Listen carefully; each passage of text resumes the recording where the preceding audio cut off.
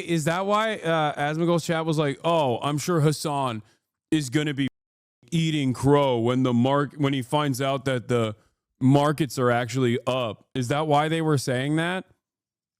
Because they only saw the first part? I saw a bunch of comments in his chat talking about me being stupid and wrong.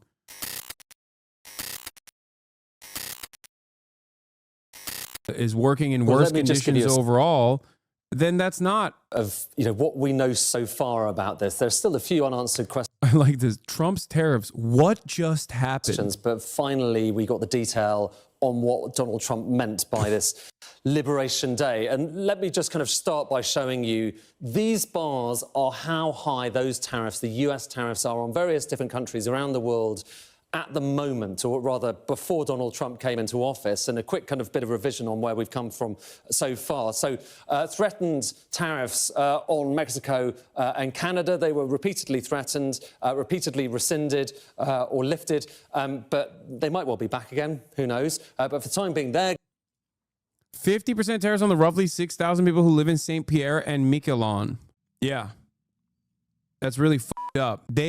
St. Pierre and Miquelon have been cooking us for far too long. It's time. It's Jover. We have to punish them. Their endless thirst for super profits knows no bounds. It's time to drop the act. They've been fucking us over, dude. The British Indian Ocean Territory is getting a 10% tariff. It's uninhabited and only has a U.S. military base. Yes, they didn't say thank you hard enough. Gone. We know we got an extra 10% tariffs on China, China 1.0, then another extra 10% tariffs on China 2.0. The herd in McDonald's Islands are completely uninhabited. Population 0. Guess we're going to tariff the seagulls. It kind of feels like a White House intern went through Wikipedia's list of countries and just generated a list off of that with no further research. Pictured, the place which is, according to the Trump White House, apparently imposing 10% tariff on the United States. Note the total lack of any human settlements there. Yeah. The whole, this is the amount of tariffs that they're fucking, the entire principle behind, like, this is all the tariffs that they're charging us, by the way, is completely made up. It's completely made up. You might think, no way, dude, the administration is going to make a bold declarative statement that undermines the way that the global economy has been designed for the past multiple decades. There's no shot that they would just like ask an AI chatbot to develop numbers. And the answer to that is yes, they will do that. And I think they did do that. Like China imposing tariffs to the United States at 67% is not correct. It's just a lie.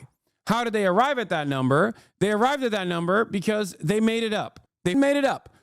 What do they mean by this?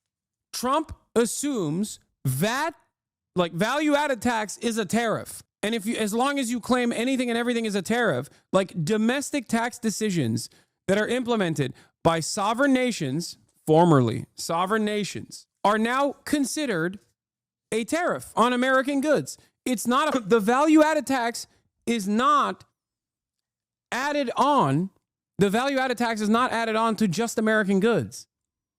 It's added on to everything by sector. Sometimes by whatever the good is, or whatever the service is, whatever the thing that you're purchasing is, regardless of its nation of origin, whether it's produced domestically or produced overseas, it does not matter. And that's something that people don't comprehend about this. And that's why the fine print says tariffs charged to the USA, including currency manipulation and trade barriers. That's why it's not tariffs. That's why everyone's like, what the fuck are you talking about? What do you mean tariffs?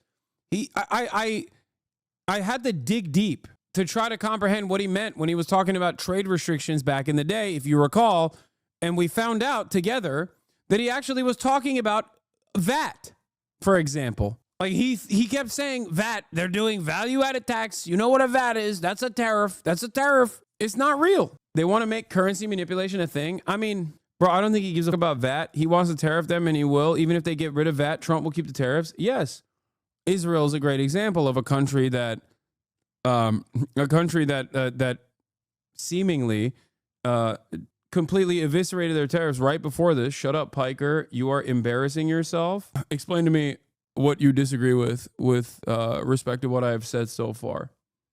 Did I crack it? I think I figured out at least a chunk of the math. It's trade deficit divided by exports. EU exports. Wait, what? Israel exports 22.2, imports 14.8, 7.4 slash 22.2 is 33. No. Vietnam exports. No. Account created 11 minutes ago. Following says 12 minutes ago. Yeah, I'm going to go ahead and assume this is a sock account that doesn't have any good ideas at all. You might call them, and we're now kind of waiting to find out what happened next, and we finally did find it out.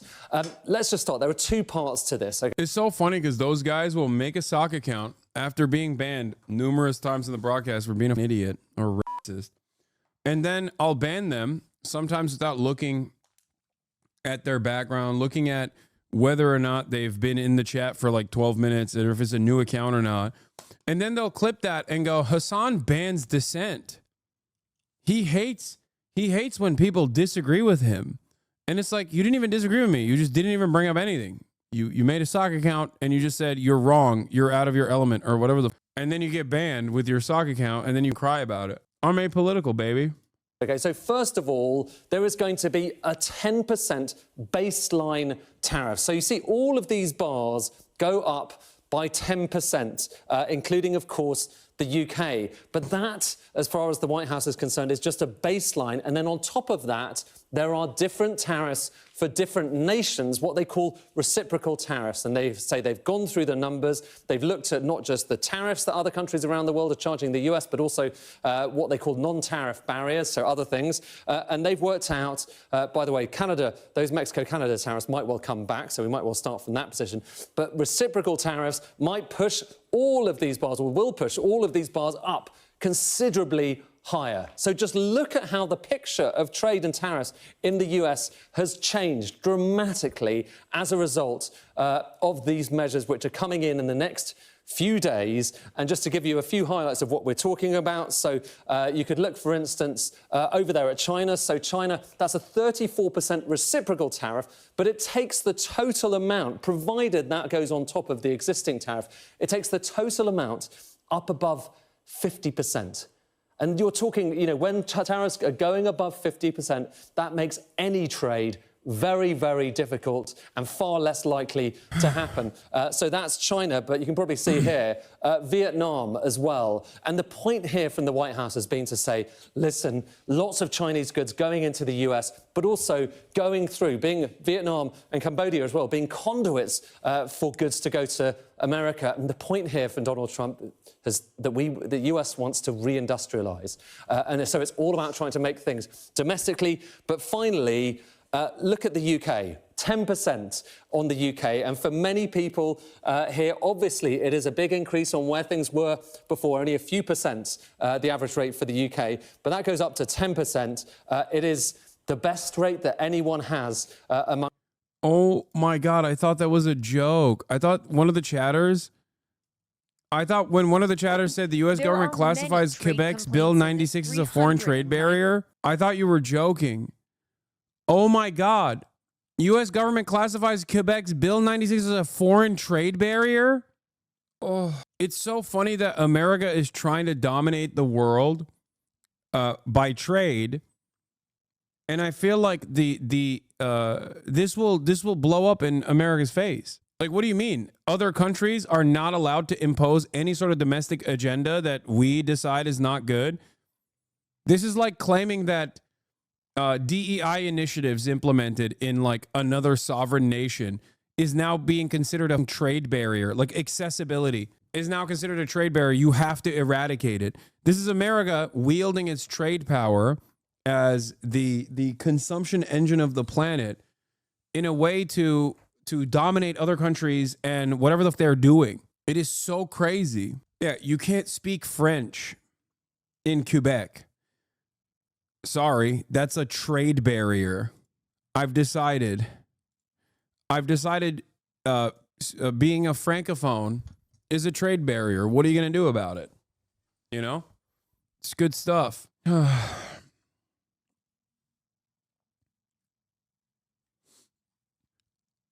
I mean, it's funny to also put this up there because this will cause the French Canadians to riot. Like really, really care. They care quite a bit about being able to speak French. That's kind of a big deal, I think. Quebec, merde. Amongst any nations. In fact, the best rate that any G7, any leading economy in the world has, and certainly better than the EU, all of whom are having to pay an extra 20% in total, so 10% and another 10% on top. But even so, all of this will potentially diminish the amount of trade going on around the world and diminish the amount of stuff going into the US. And finally, it's worth just saying, what was the stock market reaction? Well, this decision was made after markets had closed, but we can look at the futures market. This is the NASDAQ futures market, and look at what happened. It went up a little bit after the announcement, and then it's come down quite considerably. So a market reaction there, which implies that when markets open... Wait, is that why Asmagul's chat was like, oh, I'm sure Hasan is going to be fucking eating crow when he finds out that the markets are actually up? Is that why they were saying that? Because they only saw the first part? I saw a bunch of comments in his chat talking about me being stupid and wrong. Dow Jones getting decimated. Dow futures tumble more than 700 points. S&P 500 futures lose 3% on Trump's tariff rollout. That's why he said, don't look at the markets. That's why he said, don't look at the markets. Don't do it. Don't do it. Don't look at the markets. For one day... For as long as it's red, don't look at it. When it's green again, we can look at it. Gifting subs in this economy? Yeah.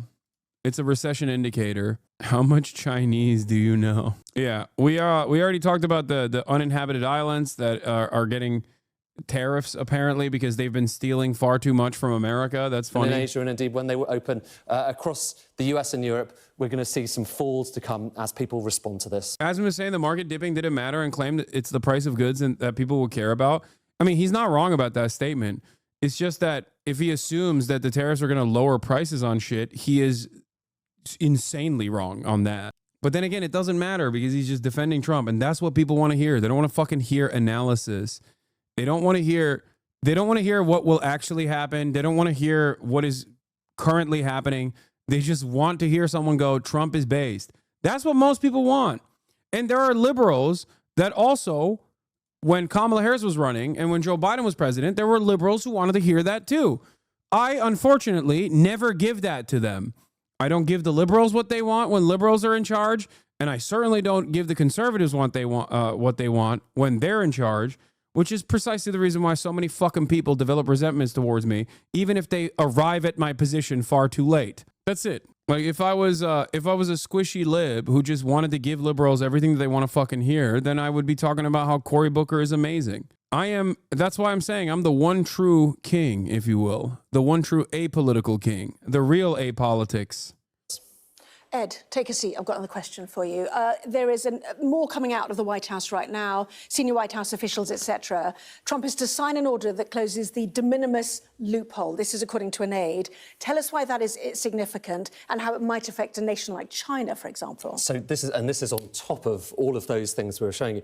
De minimis basically means that for really small, kind of low-value items that are going in and out of countries, a lot of that stuff just isn't charged a tariff. So what is a tariff? Ultimately, it is just, we're going to charge you 20% on everything that comes into the country, although it's the recipient that actually pays it.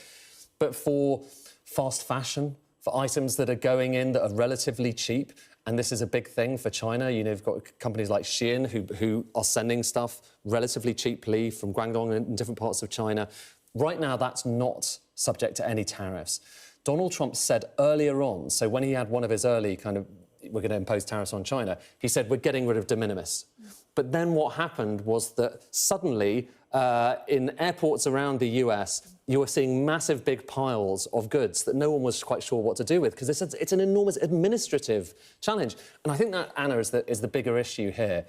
Raising all of these tariffs, different tariffs on different countries, and a kind of extraordinary smorgasbord of different numbers we've just seen, and Donald Trump, held up this chart of all the different numbers. It is likely to just increase the amount of work that it takes for America to collect these tariffs. But the point that Donald Trump wants to make, can I show one more chart, like as a bonus thing? But the point that Donald Trump wants to make is that Back in a long time ago, the majority of federal revenues came from tariffs, raising money from tariffs. And right now, that line is basically down, you know, close to zero, kind of only a few percent. And his point is always, rather than raising money through income tax, couldn't we raise it again through tariffs? And I'll spare you the next charts, but point out that ultimately, that is really, really tough to do. It's really tough in the modern world of 2025 when you have, welfare states, when you have Medicare, when you have, standing armies that are quite expensive. You can't just raise all of your money through tariffs. No one has been able to do that. And so that is the challenge that he's faced with right now. But what he wants to do is to be able to say, we're going to try and reindustrialize, hence all of those tariffs on China, on Vietnam, on Cambodia, and we're going to try and raise a bit of money from it in the process. And I think that's the selling point. But what It's so funny to look at tariffs as a percentage of total federal revenues and try to bring it back to like the 1800s, because global trade does not look the same. And it's not like global trade is not the same anymore. Me not being an economist, the de minimis loophole closing is the one thing I'm in favor of. No, they're destroying Temu, Shein. They're destroying the MAGA merch economy. That is one thing that I predicted and laughed about quite a bit. Be on the lookout for a CNN spot with that blonde reporter with the glasses that used to work at Vice. She will go back to those, I'm calling it now, she will go back to those MAGA merch stores and she will talk to them in a couple months.